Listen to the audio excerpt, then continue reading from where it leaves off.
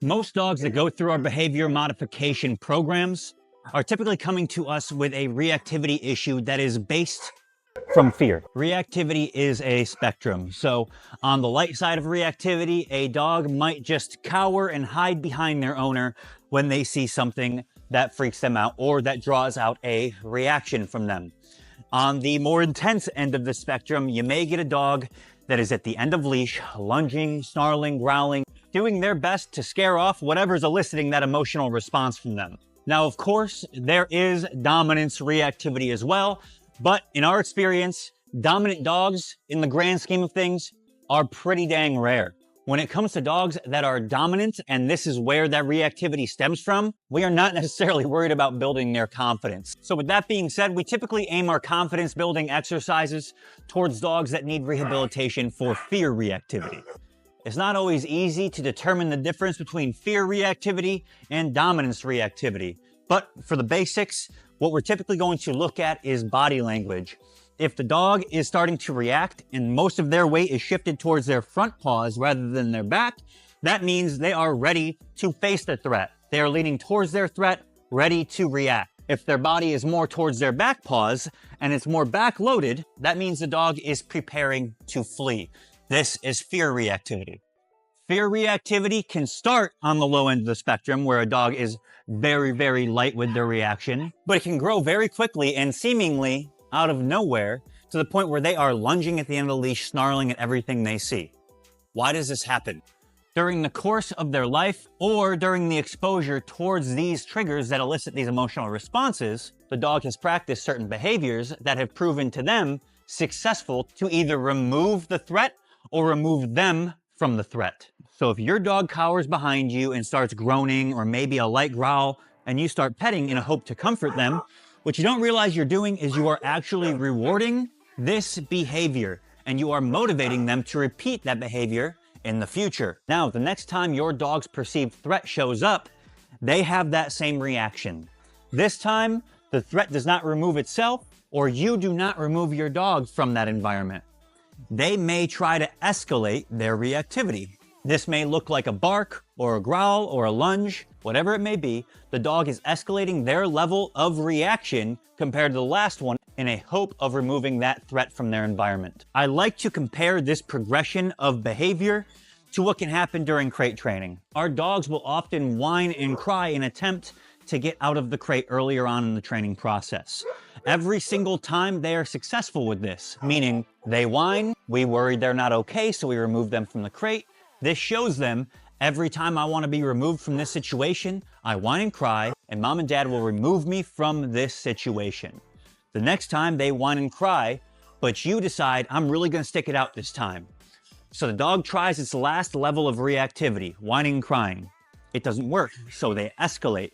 They start screaming, sounds you've never heard before. So now you really start thinking, oh my gosh, they must actually be hurt. So you rush in there, you take them out of the crate, and you check on them. Of course, you're just being a caring dog owner. To them, what they're actually learning is increasing their level of reactivity will eliminate this situation and remove them from this stressor. If from the start of your crate training process, you never give in and take them out because of whining and crying, the whining and crying behaviors will eliminate themselves because they've never proven successful for eliminating that stressor from the dog's environment. How does this relate to fear-based reactivity behavior issues increasing? Well, each time your dog has a fearful reaction and you go down and coddle it and pet it and say, it's okay, this is going to influence that behavior to happen in the future. The next time that behavior does not successfully remove the threat or remove them from the threat's environment, they may increase their level of reactivity. When that increased reactivity successfully removes them from that situation, they have learned that reactivity separates them from their perceived threat. The very first thing that you must do to rehabilitate your dog's fear reactivity is stop influencing it. Stop reaching down and consoling your dog every single time they get fearful. Petting them during this situation rewards them for this behavior and influences it to happen again in the future. Another thing that we are often unintentionally doing in this situation is pairing "it's okay" with the dog's fear reactivity and their triggers. Every single time your dog hears, it's okay, it's during a time that the dog believes that it is not in fact okay. So we are pairing it's okay with their triggers. Every single time we say that to them, we are just going to induce that response even more. So, step one, no more coddling your dog. Let them work through their emotions. Number two, you need to build their obedience skills. We need to show them at least basic on-leash obedience, so that way we can give them a structure, a blueprint to follow, which will eliminate their confusion in times of stress. Oftentimes our dogs are fearful because they are confused and they do not understand how to react to their environment. Obedience creates a structure and a format for them to follow that allows you to give them not only control, but guidance in times of stress. It's a way of letting your dog know that you are taking the lead and they do not need to worry about the stressors of reacting to their environment. That is your job, and once they see that you are willing to do that for them, their stress and reactivity itself will decrease then. When a dog believes that they're the ones in charge and reacting to their environment, it adds a lot of stress to their plate. This alone will increase their reactivity because they believe it's their job. Obedience training gives your dog structure and it allows you to take control and guide your dog in times of high stress. Another reason that obedience training is non-negotiable when it comes to building confidence is the place command. The place command isn't only for creating an off switch. It's not only to give your dog a designated place in the house that they can lay down and take naps that is going to be out of your way. These are just two extra benefits. Another benefit of the place command training is that we are going to use this skill to build your dog's confidence.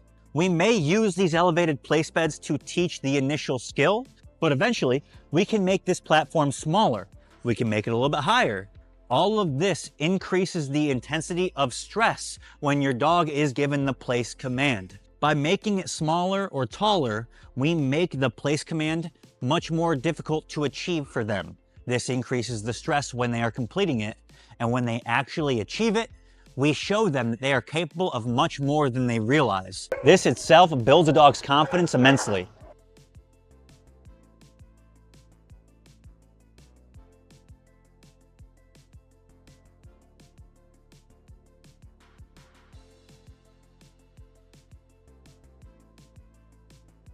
Now, of course, we do not go from the first stages of training a place command on an elevated bed and then jump straight to giving the dog a place command and expecting them to be able to hop on top of a traffic cone. We start small and we build up. A good example of the first stages of increasing intensity of this place command is use one about half the size that your dog would typically use. When they hop on that, going into the down may not seem as obviously doable to them as we realize it is. So you'll lead them onto the place bed and you'll give them the down. They may not go into it immediately because this is a different picture and it's a little bit more stressful. But that's why during the obedience program, we show them not only what the verbal means, down, but when they need help, we can grab that leash and give slight leash pressure downwards, which tells our dogs to go into the down position. Eventually, if you have an ottoman in your living room, use the ottoman. This is a different picture. It's much higher than the elevated bed. Show your dog that place means the exact same thing. It could just look a little bit different than the original picture. As you grow this skill, you can work to the point to where you are getting your dog on a bin like this, depending on the size of your dog, of course. Once you get them to the point where they can sit on a bin this small and even lay down on it, their confidence has built so much from the point of starting on the original place bed. So obedience training not only gives you access to the place command, but it allows you to use your verbal commands and pressure, but it will also help your dog work through the stressors encountered during confidence building. It'll also give your dog a better idea how to follow a lure. So we can use the hurdles as an example.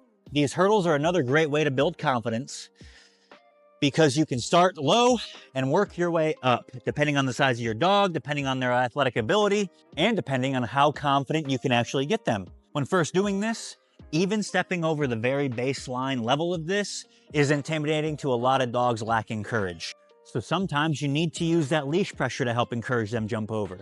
Sometimes you need to help with a food or a toy lure. Obedience training gives your dog a very solid understanding of how to follow that lure, but it also gives you a better understanding of how you can use that lure to your advantage and coach your dog through stressful situations. Build your way from the simple hurdles to the ring. This is a different picture from the hurdles.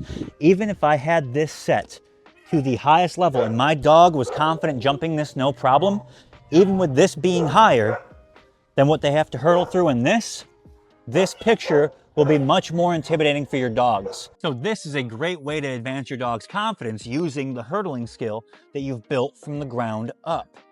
Not all of these skills have to be built utilizing actual professional dog training equipment. These are homemade PVC agility equipment. This is just a storage bin. The equipment that you use for your confidence building is up to you guys. You can get as creative with this as possible. Of course, when starting, use easier equipment, bigger platforms, less intense, more stable so there's less rocking, but there's nothing saying that you can't use movement to help build your dog's confidence. After this, start using a chair. Place your dog onto that chair. Next, introduce them to a rocking chair. The rocking mechanism will increase stress. Another creative way to use these tools to build confidence is rather than just showing them they can hop on it, before moving them to the next stage of difficulty, such as making this a smaller surface, lure your dog onto this and then slide it around a little bit while they're on it. Show them that that movement and that loss of stability is nothing for them to lose their mind about.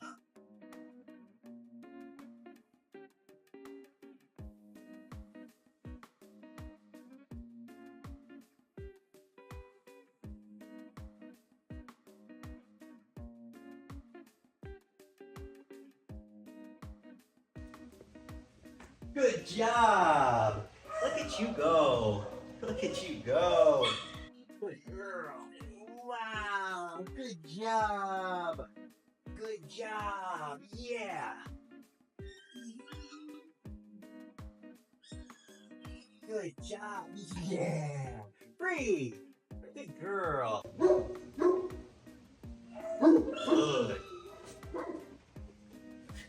Good! Good. Free. Good job, babe. Good job. Good girl. Place. Yes. Place. Yes. Good job. Good girl. Place. Good. Breathe. Good job, babe. Your confidence building tools and exercises are only limited by your creativity and imagination. All right, so let's use Shiloh as an example. Shiloh's reactivity is all fear-based, and she is super reactive. The only way we've got her to the point where she can actually hear all the dogs in the background barking, see the dogs in the fence line over there, is because we have done confidence building exercises. We haven't necessarily used these exact tools, but we've done similar things. She is very well versed with obedience with the place command, but we have never introduced it in different forms or different pictures. So we're going to use her as an example of building her confidence up to that next level. Good girl, ready? Place. Good. Down.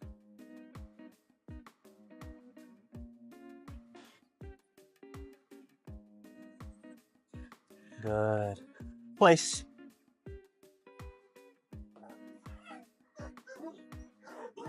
Free. Place. Good. Free. Good. Ready? Place. Good. Good. I do not require Shiloh to be in a down 24/7 while she's on the place bed in command. But I'm going to use down to my advantage to show her when I level her up to the next platform that she can go down on the place command. Now, I think Shiloh's confident enough to jump up on this thing, but I don't know if she realizes that she can fit in the down on this. So we'll see if we can work her through that. Shiloh, place.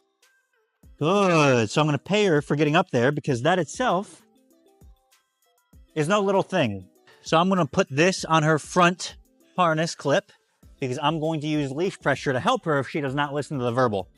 Shiloh, down. Ooh, good try. Place, down. So I'll use food and pressure to help motivate her. Down.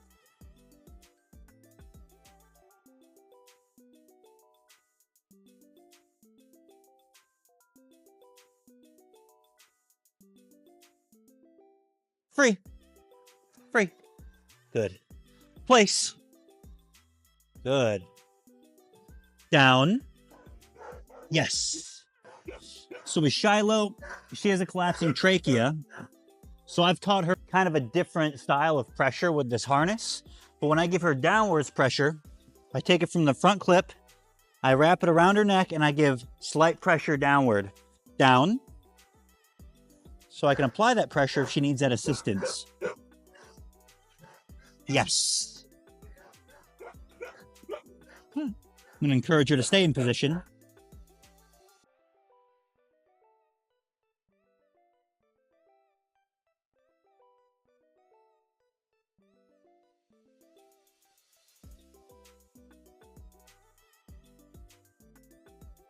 So to help Shiloh get in the down, I'm putting her in the sit first and then leading her into the down command.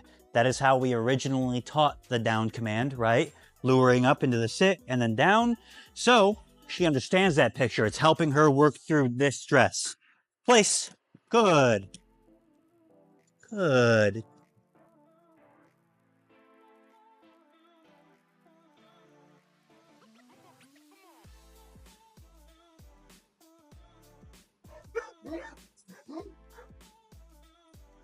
Yes. Good. Sit. Good. Down. Yes. Ready? Place. Good. Sit. Good. Down. Yes. So her butt is up, but I'm going to mark that because she's trying really hard and she's working much more smooth, showing me that she's getting more confident. Sit. Good. Down. Good. Yes. Good job, Chai Chai. She's starting to stay in a down, so I'm going to reward that heavily. Show her what she's capable of. Good girl. All right, so with the hurdles, she's done this before. Shiloh. Up. Yes. We're going to try to work her through this. So I'm going to reward her for putting her head over it and just showing her that interacting with it isn't scary. Come on, girl. Yep, good, good. Putting her paws up on it. Good job. Yep, so she's swaying with it. She's seeing the instability. It's making her nervous.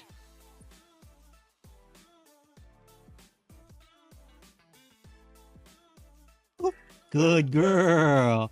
Good job. Really making her lean into it, getting her comfortable with that.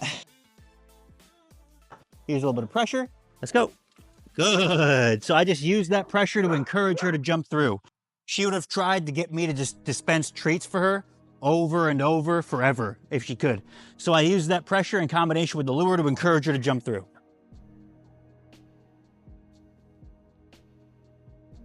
Let's go. Yes. Shiloh.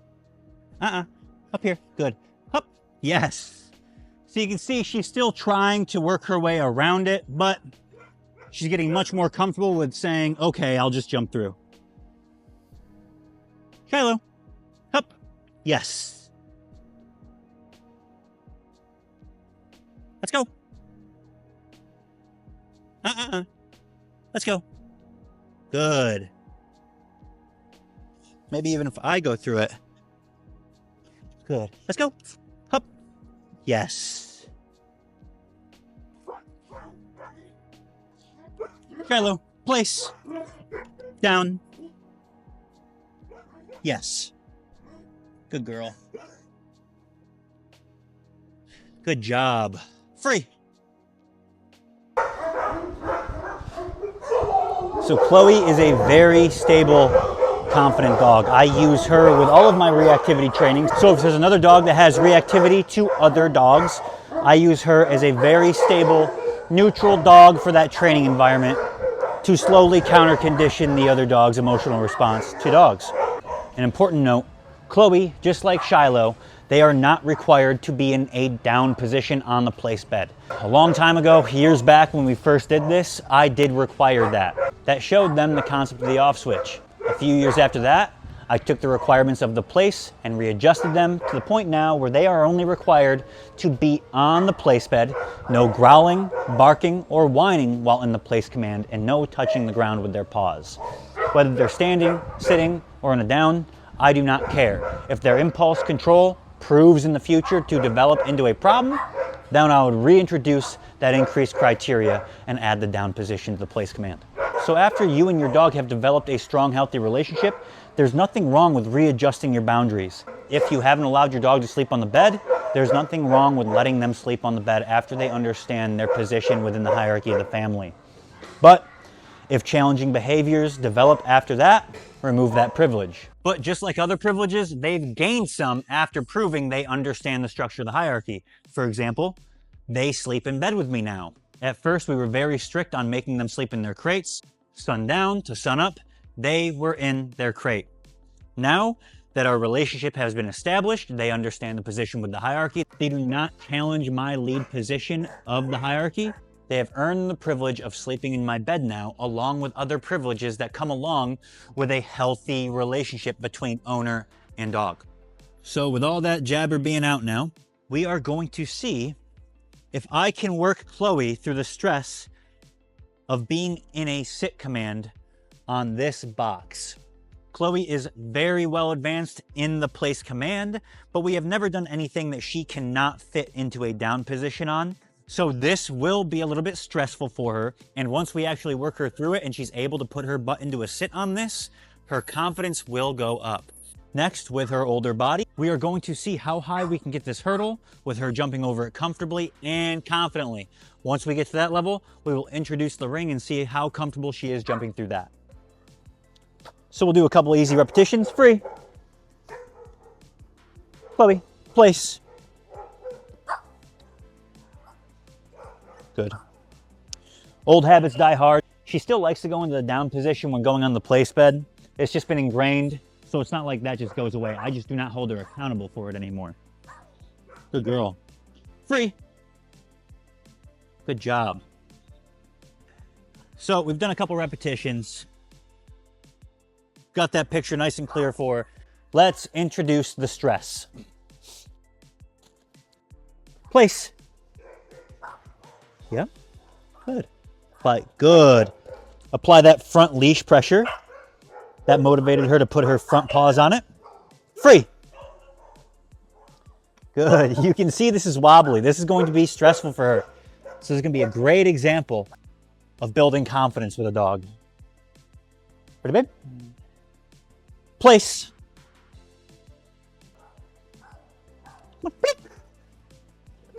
Good. Okay, good. Good job. Free. Good job.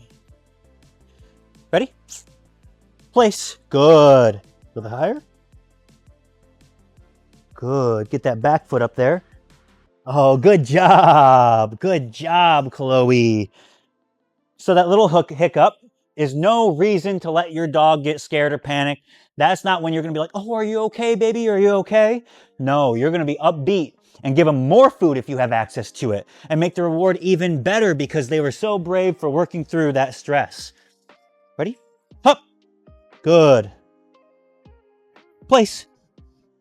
Good job, baby. Good.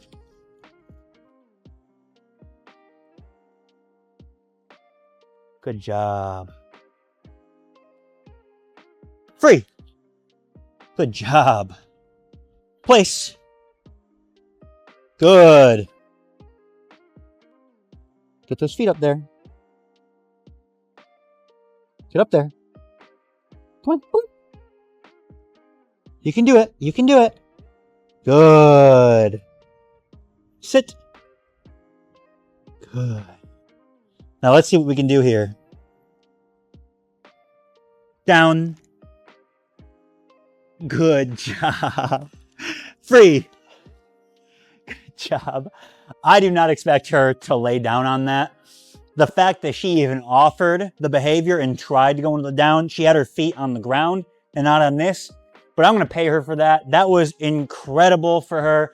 Her confidence just spiked up during that process. When I first got this dog eight years ago now, yeah, wow, 8 years ago, she was extremely cowardly. I could not get her to jump up in my car. I couldn't get her to jump up on the couch. And the couch I had when I first got her was a pretty low couch. It was hard to even stand up out of. So she has come a long, long way. A lot of this has been done through not only this place training, but when I take her on hikes, I see a stump or I see a rock. I use that as a place command. I reintroduce it to her as a place command. I lure her on, I lure her into the sit, into the down, on these different objects, and build her confidence over time by showing her that she is so much more capable than she believes. Right, babe? Good girl. All right, let's see how she does with the hurdle. I'm gonna keep it at this height and just start with this baseline and see, because I know she's done way harder than this. But it's been a couple years since we've done hurdles. Ready? Hup. You can do it, babe. Good job. Lazy, lazy, but you did it. Now she was unsure. Let's get her to go over a little bit faster. Let's go. Ready? Hup. Yes. Okay. Let's make it a little bit higher. We'll just go 4 inches, which is a pretty big jump. Let's go. Heel. Good. Heel. Hup. Yes. Good job. Another example of how obedience can benefit you when you're doing confidence building training. I used the heel to get her in position. I used it as structure to approach the object. And then I gave her the encouragement to hop over the hurdle. Good girl. Let's go all the way. 26. All the way to the top. Good girl. Let's go. Ready? Heel. Good. Heel. Hop. It's so high, huh? Chloe. Hop. Oh, you're such a cheater. Hey. Good. Hop. Hop. Over. Hop. Good. Yeah. All right. Get her with the idea that I want her head to go over. Actually, see if this will help. I don't want it to mess up her landing, though. Chloe, heel. Good. Hop, hop. Come on, Chloe. Hop, hop, hop, hop. Woo! Good job.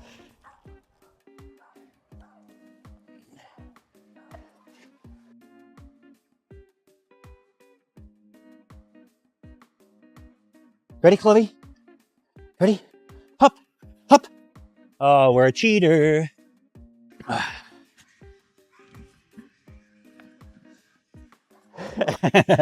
You ready?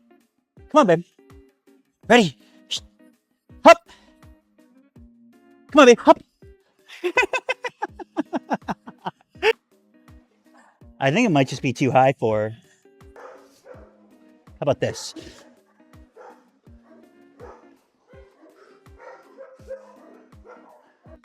See how much fun we can have. Ready, Chloe? Hop. Hop. Back up. Back up. You're okay. Let's go. Ready? Hop. Hop. Good. Hop. Woohoo! Free. Ready? Hup. You're so crazy.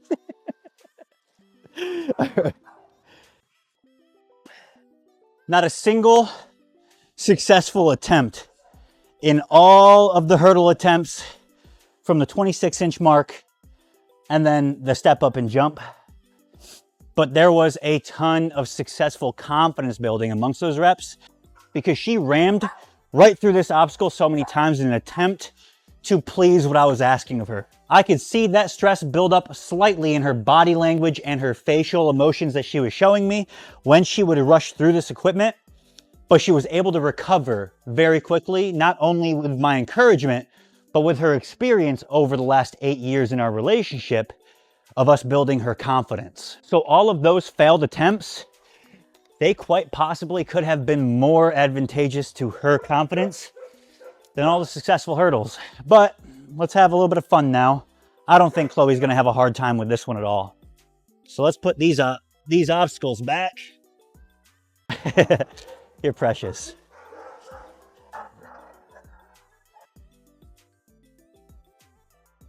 Ready, babe? Up, through. Good. Good job.